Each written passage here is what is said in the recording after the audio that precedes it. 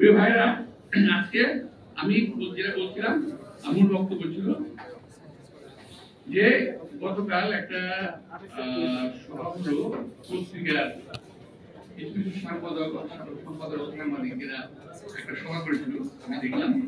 ওখানে যারা হাসিনার পৃষ্ঠপোষক ছিল, যারা হাসিনার 2 তারিখে 2 নভেম্বর না 2 আগস্ট যে ব্যবসায়ীরা মিটিং করেছিল, কেউ কেউ কেউ বলেছিল আমি তোমাকে চাই, সকল সময় চাই, বিপদেও চাই, আপদেও চাই, আবার অসম্ভবেও তোমাকে আমি চাই। এটা বলেছিল একজন ব্যবসায়ী। আগে বলছিল আপনার সঙ্গে ছিলাম, আজকে থাকবো, মৃত্যুর পরেও থাকবো।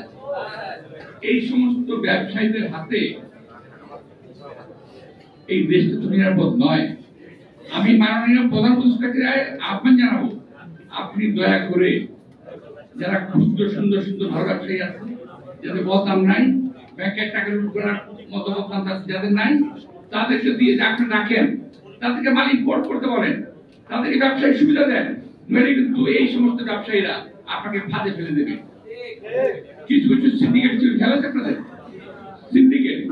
এই সিন্ডিকেট কিন্তু এই সরকারকে বিপদে ফেলে দেবে। তারা যথাসময় করে মালামালি কোর্ট করবে না, দোহাই দেবে যে ডলার নাই, এটা নাই, সেটা নাই। আর ভাই আমরা তো ব্যবসা করেই খাই নাকি, আমরা তো চুরি করি না, ব্যাংকে টাকা করি না। তো এখন এরা কিন্তু বিপদে ফেলে দেবে ওই সমস্ত ব্যবসায়ীরা।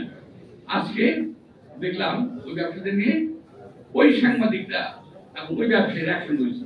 এটা কিন্তু ভালো লক্ষণ নয়, এটা ভালো লক্ষণ নয়। 2-3টি সংবাদপত্রের উনি আবার একটা সংবাদপত্র মালিক, যাদের কথা বলতে উনি সংবাদপত্র মানে চ্যানেলের মালিক। তো ওনারা এখন পর্যন্ত এত লম্বা কথা বলার সাহস কি করে পায়?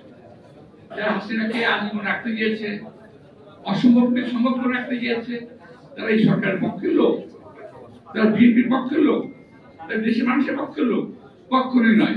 সুতরাং ওদেরকে আমাদের সাহায্য করার মতো ব্যবস্থা করতে হবে। যদি এই সরকার না করে, এরা কিন্তু গণবিরোধীতে পড়ে যাবে যে কোনো সময়। দেখেন না, এগিয়ে গেলে গিয়ে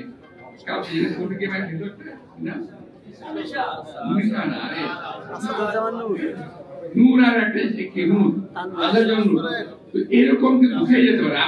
আমি বলছি না যে কেউ মারবে, কিন্তু গণরোষ বলে একটা কথা আছে, এই গণরোষ থেকে কিন্তু কেউ আপনারা বাঁচতে পারবেন।